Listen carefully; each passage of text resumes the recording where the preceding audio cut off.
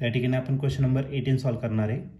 In the following network the current flowing through 15 ohm resistance. तर या ठिकाणी network दिलेलं आहे ज्याच्यात करंट इन्कम करतोय. बघा करंट दिलेला आहे. हा करंट आहे 2.1 एम्पियर. जंक्शन एला आल्यानंतर वरती 15 ओहमचा रेजिस्टन्स आहे. इथं 3 ओहमचा रेजिस्टन्स आहे. या ठिकाणी गॅल्व्हनोमीटर कनेक्ट केलेला आहे 6 ओहमचा. ओके, आहे 20 ओहमचा रेजिस्टन्स, डी पॉईंट नंतर 4 ओहमचा, आणि इथून करंट पास होतोय. तर या सर्किटमध्ये या 15 ओहम रेजिस्टन्समधून किती करंट पास होणार आहे, 2.1 पैकी किती करंट 15 मधून पास होणार आहे तो आपल्याला फाइंड करायचा आहे. याच्यात आपल्याला 4 ऑप्शन दिलेले आहे. पहिले जे ऑप्शन आहे ए, ते आहे 0.8 एम्पियर. बी ऑप्शन आहे 1.0 एम्पियर.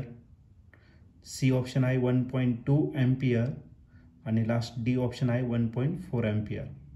तर या 4 ऑप्शनपैकी या क्वेश्चनचा करेक्ट आन्सर काय असणार आहे. चला आपण याला सॉल्व करूया आणि मग डिसाईड करूया. तर या ठिकाणी आपल्याला या क्वेश्चनमध्ये एक सर्किट दिलेलं आहे आणि त्याच्यात करंट जो पास होतोय 15 ओहम रेजिस्टरमधून किती करंट पास होतोय ते आपल्याला फाइंड करायचं आहे. तर सर्वात पहिले सर्किट डायग्राम जी दिलेली आहे ती परत आपण एकदा ड्रॉ करून घेऊ. तर या ठिकाणी आपल्याला एक पॉईंट टर्मिनल दिलेलं आहे. ओके, आणि याच्यातून करंट येतो आपला 2.1 एम्पियर इतका करंट होतोय. त्याच्या पुढे जंक्शन ए दिलेला आहे आणि वरती जो रेजिस्टन्स आहे तर तो रेजिस्टन्स आहे तुमचा किती 15 ओहमचा आहे. कुठपर्यंत गेला तर हा बी या जंक्शनपर्यंत. त्याच्यानंतर पुढे आणखीन एक रेजिस्टन्स दिलेला आहे आणि हा जो रेजिस्टन्स आहे हा किती दिलेला आहे तुम्हाला 3 ओहम इतका रेजिस्टन्स दिलेला आहे. त्याच्या खाली परत आणखीन एक रेजिस्टन्स दिलेला आहे आणि हा जो रेजिस्टन्स आहे हा किती येतं 20 ओहम इतका दिलेला आहे. या ठिकाणी आपल्याला पॉईंट दिलेला कोणता तर जंक्शन डी दिलेला आहे.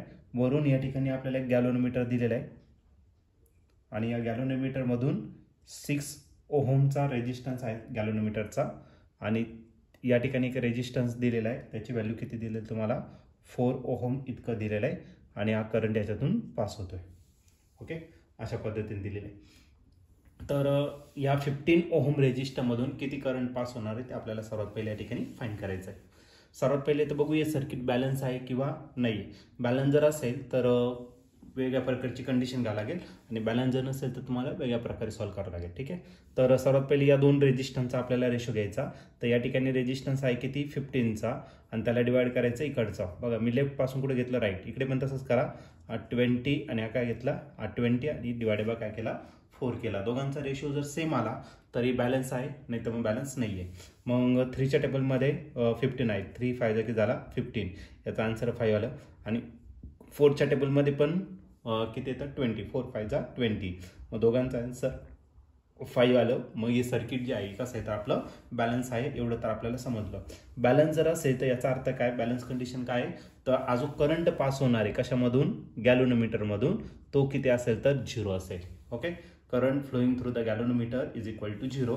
मग याच्यामध्ये जो रेजिस्टन्स कनेक्ट केलेला आहे त्याचा या सर्किटमध्ये काही उपयोग नसणार आहे.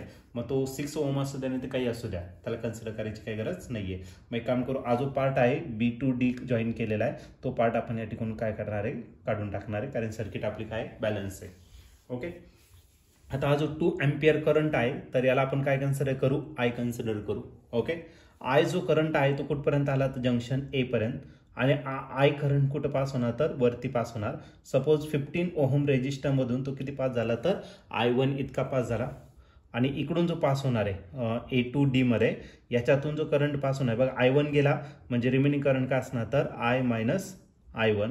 हा करंट जो आहे तो या ब्रांचमधून इकडे इथे पास होणार आणि I1 जो करंट आहे तो पूर्ण इथपर्यंत येणार. या दोघांचे ॲडिशन झाल्यानंतर मायनस I1 आणि प्लस I1 कॅन्सल आणि याच्यातून जो करंट पास होणार तो किती असणार तर I इतका. ओके, तर या सर्किटला आपण सिम्प्लिफाईड करू आणि नंतर मग त्याला सॉल्व्ह करू.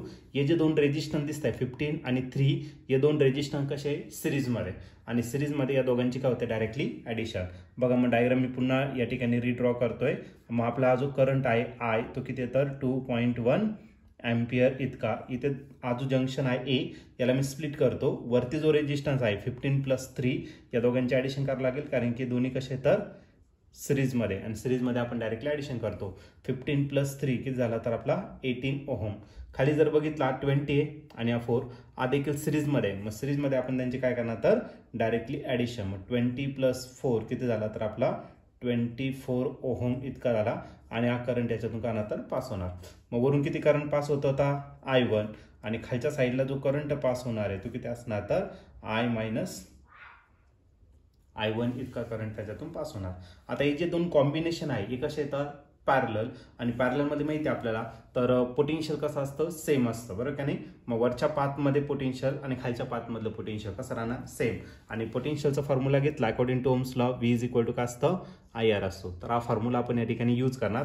मग आता वरच्या सर्किटमध्ये घेतलं तर करंट किती आहे I1 आहे आणि रेजिस्टन्स किती आहे आपला 18 आहे. खालच्या याचा जर घेतला तर करंट आहे I-I1 आणि जो रेजिस्टन्स आहे तो किती येतं 24. मग 18 ने जर मल्टिप्लाय केलं तर झाला 18I1 आणि I ची व्हॅल्यू दिलेली आहे तुम्हाला. I ची व्हॅल्यू किती 2.1 तर या ठिकाणी आपण पुट करून टाकू 2.1 एम्पियर करंट आहे आणि मायनस करायला तुमचा I1 त्याला मल्टिप्लाय करायचं कशाने 24 ने. ओके आता 18 आणि 24 कोणत्या तरी टेबलमध्ये भेटेल आपल्याला 6च्या 6 3 जा 18 अँड 6 4 जा 24 म्हणजे राहिला 3I1. आता 4 ने याला मल्टिप्लाय करा 4 1 जा 4 4 2 जा किती झाला 8 म्हणजे 8.4 आणि मायनस हा करायला तर 4I1. ओके हा -4I1 इकडे काय करा प्लस मारायला 3I1 plus 4I1 is equal to 8.4 आणि या दोघांचं जर ॲडिशन केलं तर भेटेल 7I1 is equal to 8.4. Okay आता 7 इकडे मल्टिप्लाय त्या साईडला काय करा डिवाइड करून टाका. मग I1 भेटेल आपल्याला 8.4 डिवायडेड बाय 7.